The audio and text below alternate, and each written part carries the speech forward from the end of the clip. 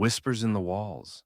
Lena and Michael had been together for 3 years, and when they found the apartment on the third floor of the old brick building, it felt like a dream come true. The rent was affordable, the location was perfect, and the vintage charm of the place spoke to their love for history. The walls had a weathered but dignified feel, and the creaky wooden floors reminded them of something out of an old movie. Their neighbors were quiet, always polite, but never too familiar, and they kept to themselves. A perfect place for the couple to start fresh. Or so they thought. It started the first night they moved in.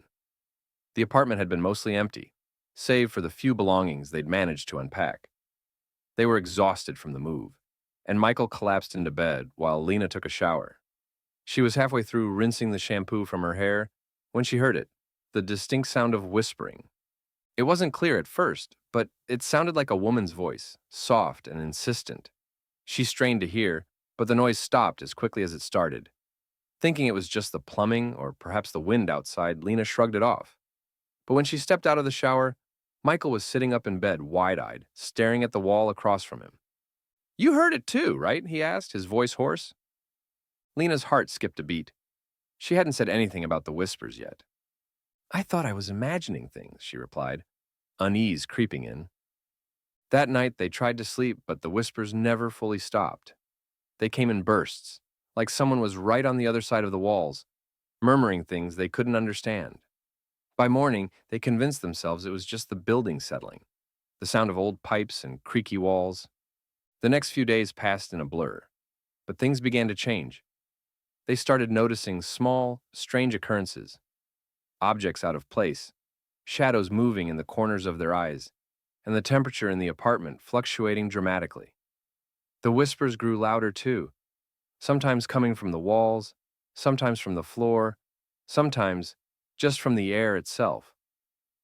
One evening, Lena was sitting on the couch, reading, when she heard a soft tap on the window. She looked up, startled, but saw nothing. A few seconds later, the tapping returned, this time louder. The hairs on the back of her neck stood up.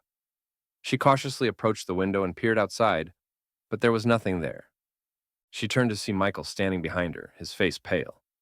"I don't think this place is safe," he said quietly. Lena's eyes darted to the ceiling. There was a distinct scratching noise, like something or someone was dragging itself across the floor above them. But no one lived upstairs. The apartment had been vacant for months. Michael's unease mirrored hers as they exchanged a fearful look. That night, after locking the door and drawing the curtains, they tried to sleep. The room felt heavy, suffocating, as if the very air was thick with something malevolent. In the silence of the dark, they heard the whispering again. But this time, it wasn't coming from the walls. It was coming from the closet. Lena's breath caught in her throat. Slowly, she stood up and approached the closet door. Her fingers brushed the cold handle and she opened it. Nothing.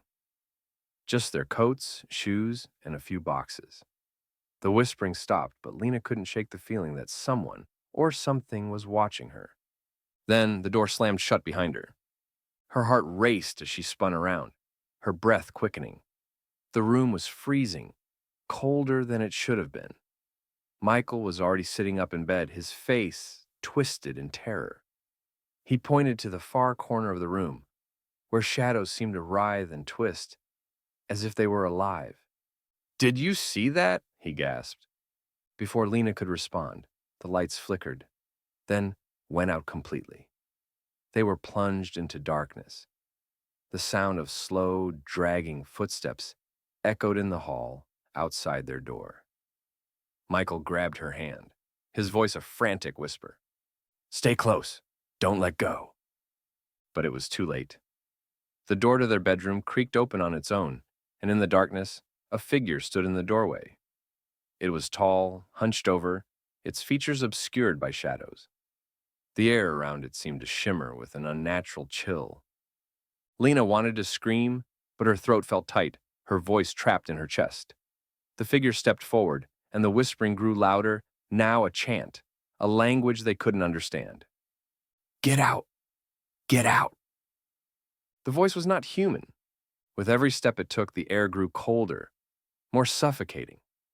Lena could feel the oppressive weight of the thing pressing in on her chest. but she couldn't move. She turned to Michael, but he was frozen, his eyes wide with terror. The whispering reached a crescendo, and in a flash of desperate instinct, Lena grabbed the nearest object, a lamp, and threw it at the figure. The light shattered, and for an instant, the figure hesitated, as if the impact had disturbed its presence. But it wasn't enough. The whispering turned into a scream. The room plunged into an icy silence, and then all at once the lights flickered back on.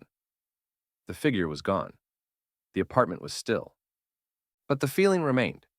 They could hear it in the walls, the faint chilling whispers that seemed to say only one thing. Leave! Leave! Before it's too late.